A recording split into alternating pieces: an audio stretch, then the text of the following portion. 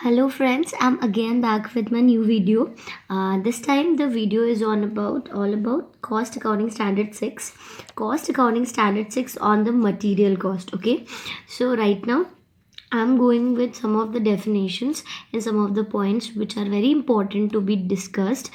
So material cost is very important part. अगर हम लोग मैन्युफैक्चर करते हैं तो वी नीड मटीरियल. तो here we are discussing about the material cost while making the cost sheet. What are the things we will consider while taking the material cost in the cost sheet? तो ये standard यही specify करता है. तो पहले principles यहाँ पे we are going to discuss about the principle of the valuation of the receipt of materials. मतलब जब हम लोग मटीरियल्स खरीदते हैं तो कौन कौन सी चीज़ें हम लोग कंसिडर करेंगे उसकी वैल्यूएशन के लिए. ठीक है, तो सबसे पहले डेफिनेशन में चले जाते हैं. The material receipt should be valued at the purchase price. Yes, important is purchase price. जिस प्राइस पे आप मटीरियल को परचेज करेंगे that is the purchase price including duties and taxes. अगर आपने एक्साइज तो बोल नहीं सकते, अगर आपने जीएसटी पे करा है तो you will take in to consideration the GST amount and freight inwards. मतलब अगर आप बाहर से सामान मंगा रहे हो तो जो आपके चार्जेस लगे हैं फ्रेट के वो भी आप कंसिडर करोगे. आपने इंश्योरेंस करवाया है अपने मटेरियल का जिससे कि कोई लॉस हो तो वो कंपनसेट हो सके, उसके लिए जो चार्जेस लगे हैं वो भी कंसिडर करोगे. एंड एनी अदर एक्सपेंसेस जैसे कि आपके कैरेज लग गए या फिर आपके ट्रांसपोर्टेशन लग गए, कुछ भी अदर एक्सपेंडिचर्स आप जो डायरेक्टली एट्रीब्यूटेबल टू प्रोक्योरमेंट. मतलब अगर जो directly attributable is very important word that you have to mention always.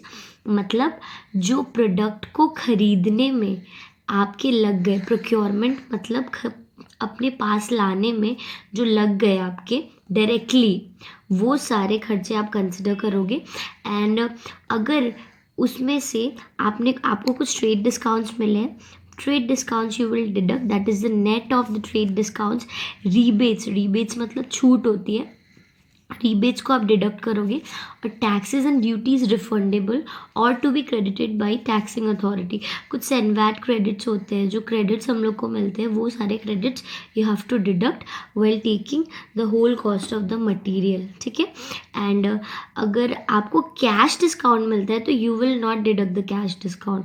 As per the cost accounting standard 6, cash discount you will not consider while finding the valuation of the receipt of material.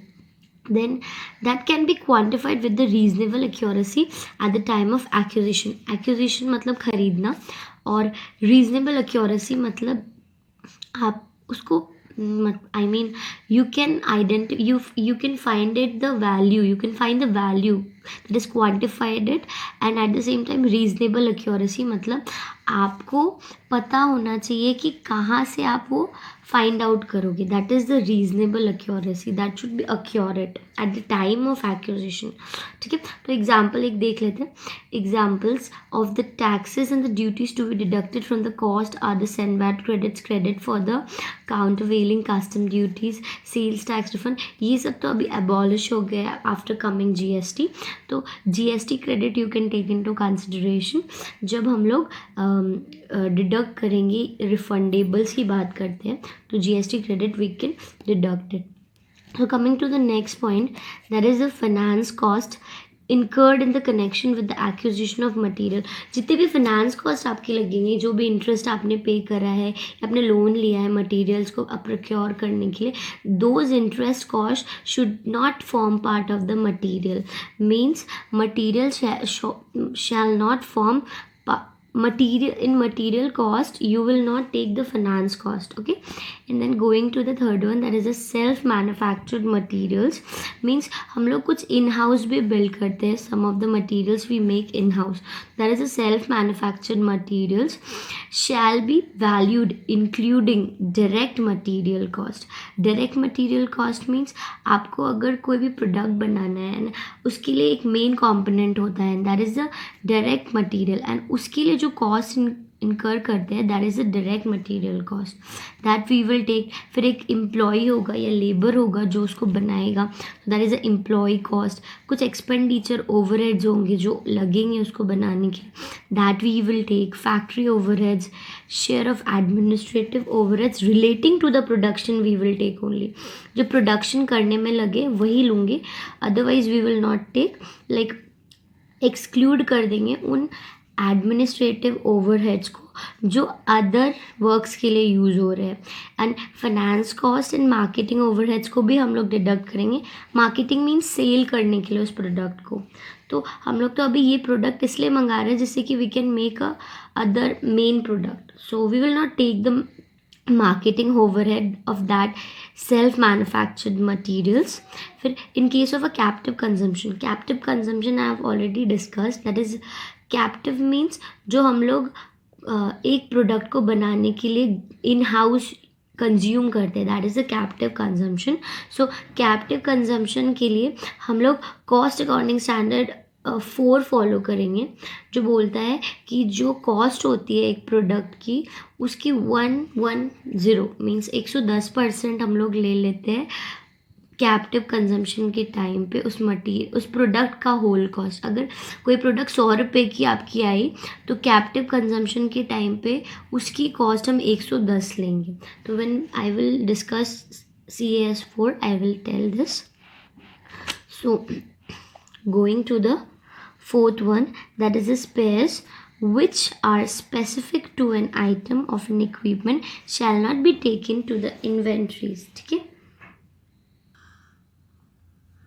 सो एक बार explain कर दो उसको। Spheres means जो हम लोग की equipments होते हैं, जो मेन मशीन होती है प्लांट एंड मशीनरी, उसके साथ कुछ स्पेयर पार्ट्स भी आते हैं, छोटी छोटी मशीन्स आती है, that is spares which are specific to an item of an equipment. ठीक है, shall not be taken in to inventory. अगर वो छोटी सी मशीन भी है ना, will not take in to the inventory, will take it to the equipment only when वो specific to an item of equipment. मतलब अगर एक बड़ी मशीन है और उसमें एक छोटा सा स्पेयर यूज़ होता है and that spare is very important, उस स्पेयर के बिना वो इक्विपमेंट वर्क ही नहीं करेगी, तो that is very materialistic for that equipment. So we will not take that spare in to the valuation of inventory, we will take it as like an equipment and उस spare का जो cost है we will capitalise. मतलब उस spare की cost अगर 20,000 है and machinery की 25 लाख, तो we will capitalize that 20,000 in the 25 lakhs with the cost of a specific equipment that is here written, and cost of a capital spares and or insurance spares whether procured with the equipment or subsequently, या equipment के साथ आ गई या equipment के बाद या पहले आ गई, शैल बी अमोटाइज्ड। अमोटाइज्ड मतलब जैसे डेप्रिसिएशन इज दैट कि हम लोग डिटोरिएट करते हैं value of that particular asset, वही अमोटाइजेशन होता है। हम उसकी वैल्यू को 5 साल या 10 साल में अमोटाइज कर लेते हैं। PL में उसको PL में एग्जैक्ट वैल्यू को भेज के उसकी टोटल वैल्यू को ख़त्म कर देते हैं बुक्स ऑफ अकाउंट से। तो वही यहाँ पे अमोटाइज करना है over a period, not exceeding useful life of the equipment. Means दो स्पेसिफिक इक्विपमेंट है जिसके लिए वो स्पेयर यूज़ होता है, दैट स्पेसिफिक इक्विपमेंट की जो लाइफ होगी ना, उसी लाइफ में उस स्पेयर को हम लोग अमोटाइज करेंगे। अब now I am coming to the normal loss और spoilage of the material prior to reaching the factory. Means अगर फैक्ट्री में सामान बनने वाली, the product is going to manufacture in the factory and if the material is not going to reach to the factory and something wrong happened to the material before reaching it, and that has happened because of the normal reason, like अगर आपकी spirit हो गया तो वो थोड़ा सा आपका spoil हो जाएगा, आपकी स्पॉइलेज हो सकती है, आपकी श्रिंकेज हो सकती है। तो these are the normal factors जो होता है, तो these are the normal loss and normal loss को हमेशा कंसिडर किया जाता है in finding the material cost. तो अगर नॉर्मल लॉस, अगर आपने 20 बैरल्स मंगाया स्पिरिट के एंड उसमें से 1 बैरल का श्रिंकेज हो गया, तो on 20 barrels का कॉस्ट था 50,000, तो we will not take 50,000 for the 20 barrels cost, we will take 20,000 as the 19 barrels cost, क्योंकि एक तो हम लोग की बैरल वो हो गई, ख़त्म होगी, श्रिंकेज होगी. तो this is what the thing is, we will always take the normal loss or spoilage into the consideration. That is here written only. Factory at the places where the services are provided shall be absorbed in the cost of the balance material net of the amounts recoverable from the suppliers.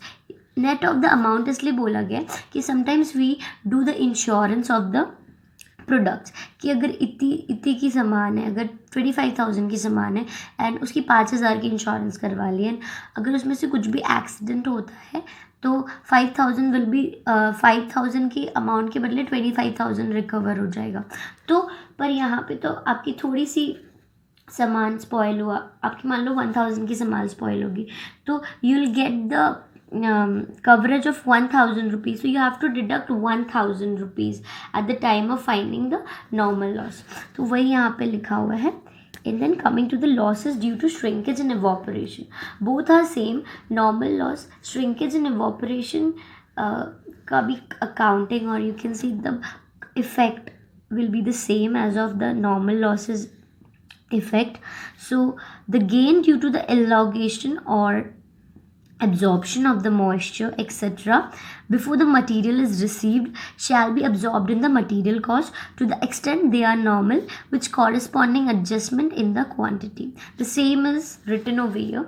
Then going to the seventh one, that is the forex component of the imported material cost shall be converted at the rate of the date of the transaction. Means जो भी forex component होता है, अगर आपने बाहर से कुछ material purchase करा तो यूएसडी में मटेरियल परचेज़ करा, तो जिस दिन आपने मटेरियल परचेज़ करा उस दिन की जो ट्रांजैक्शन की वैल्यू होगी इंडियन रुपीज़ में, यूएसडी की जो वैल्यू होगी इंडियन रुपीज़ में, that we will take, not the value in the day of making the payment we'll take. Okay, here it's the written, any subsequent change in the exchange rate till payment or otherwise shall not form part of the material cost. Okay, so going to the eighth one, that is a demurrage or detention charges.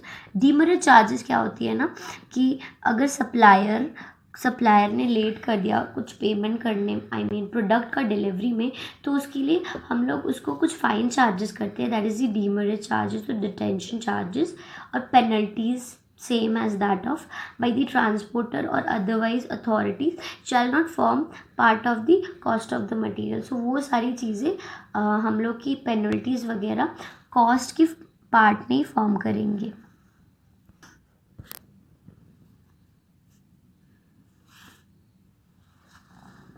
So again, subsidy and grant is the help that is provided by the government.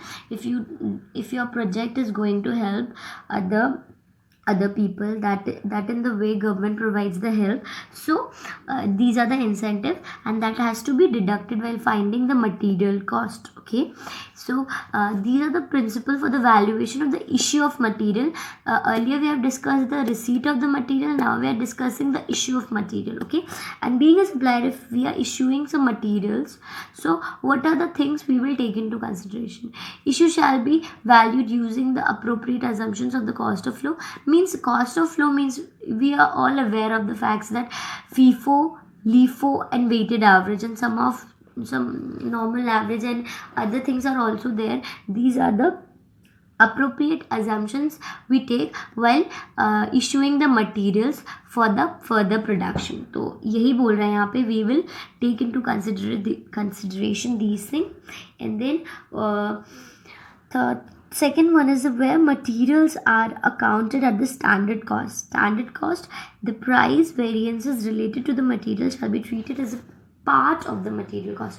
Means standard cost is something like आपकी industry में अगर एक cost चल रही है, that is the standard cost, and उस cost पे अगर आप उस मटेरियल को अकाउंट फॉर कर रहे हो एंड आपकी जो प्राइजेस एक्चुअल में आपको प्राइजेस पे करनी पड़ी वो आपकी ज़्यादा हो गई या कम हो गई, and the difference between the standards and the actual is the variance, तो वो सारी वेरियंस को है will take in to consideration, shall be treated as a material cost. Okay, वो ज़्यादा होगी तो will take in to consideration. In abnormal loss यहाँ पे बताया गया कि अबनॉर्मल लॉस कभी भी हम लोग कंसिडर नहीं करते, we always deduct the abnormal cost, and abnormal cost should not be bear by the buyers, it should be borne by the maker or manufacturer।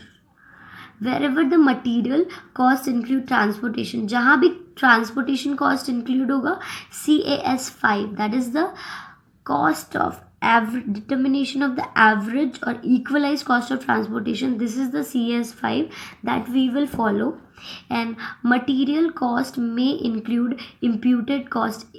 Imputed cost is something like आपकी जो financial expenditures होती है, जैसे interest हो गई, those are the imputed cost. जितनी भी imputed cost होगी ना, that we will take while finding the material cost।